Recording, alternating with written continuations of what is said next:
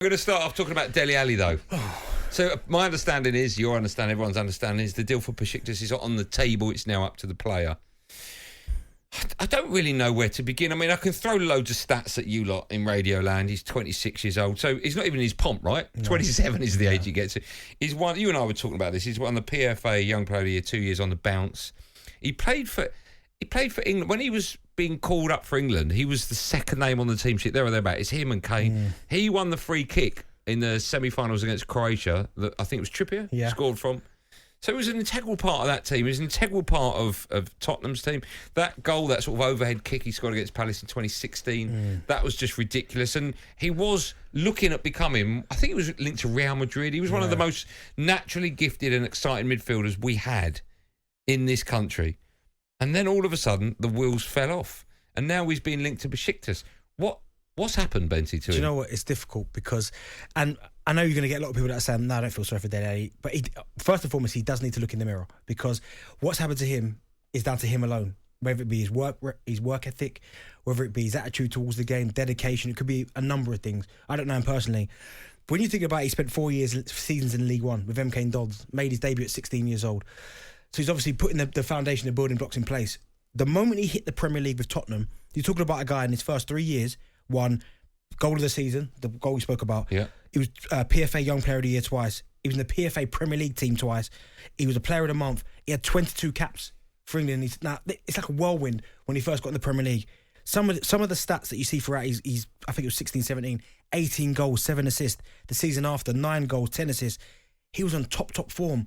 But for whatever reason, and I think it started to start as Pochettino started to, his team weren't doing so well after the Champions League. He played in the Champions League final. Yeah. Played in the AFL Cup final. He wasn't as sharp as he was, but what's kind of spiralled out of control since then, I don't know.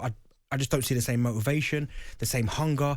He had a brief little spell when Jose Mourinho came in and there was all that talk about he wants to see the real Dele Alli, or are you Dele Alli's brother? I think he made a joke.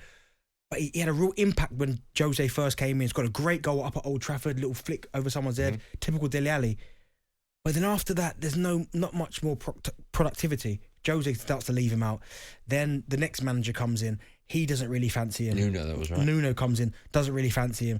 Then you've now got Conte, who then decides to let him go. Frank Lampard, I thought if ever there was a player who was similar to Dele Alli, goal-scoring midfielder. He could look up to as well. The best we've ever had in Frank Lampard, you'd go, he must be able to get him firing again.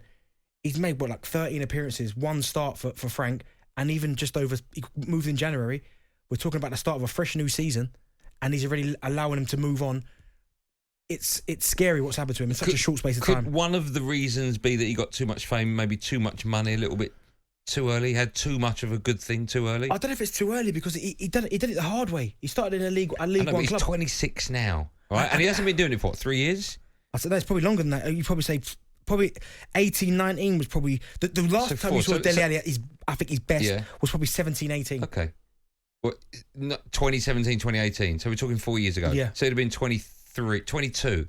Yeah. So he achieved a hell of a lot in such a short space of time, right? Up to the age of 22. There will be people listening to this going, well, you know, when you're on a pedestal, when you're famous, when you're a role model, when you're earning crazy money, when you're playing for a big side as well, all these things have got to take their toll. There can't be, you know, he was a young kid who was coming through the ranks at MK Dons. Everyone knew he was going to go on to bigger and better things.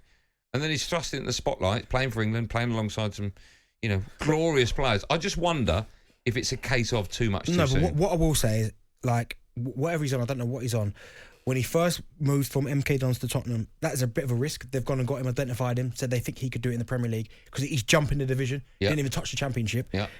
Whatever they decided to pay him, well, he would have had contract, obviously, boost because of his performances. He's earned that right. Certainly after his first 3 years, because you go, wow, what a snippet that is. Whatever they paid for him is incredible because his turnover and his productivity, his output, goals and assists, he was fantastic. I remember a couple of appearances down at Stamford Bridge where he scores a couple of goals.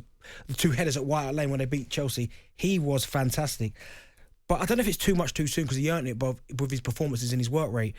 But along the way, something's got lost. And when I look at him and like you see him training, they show pictures of him training, I just don't see that burning desire that was there. And I know it's a bit cheesy to say, but the eye of the tiger. When he first got to Tottenham, it was almost like, I've got a point to prove. I'm in League One. People are probably looking at me going, why is Spurs going to League One and buying a player? He won't be good enough. So for the first couple of seasons, he's probably trying to prove everyone wrong. he finally does that, become an established international. It's then what's next? What's the motivation then to stay a top player? I'm going to ask the listeners. They're going to phone in. Of course, some of them already have done that. The question: would you have him at your club? Could he do a job at a Championship club? Yeah, but again, it's a difficult one because it's down to work rate. Okay. Will he work hard enough in a Championship side? He's gone to Everton, and it doesn't look like he's working that hard. Okay. And just lastly, before we take calls, do you feel sorry for him? I do. I don't know him. I've never met him. I feel sorry for him. I feel sorry in the regards that you're looking at a kid that had the world at his feet, was fantastic, really burst onto the scene. To see where he was then and the ability he had then to where he's at now, that's what I feel sorry for. But I don't feel sorry for him in likes of that. If he doesn't look himself in the mirror, he's caused this.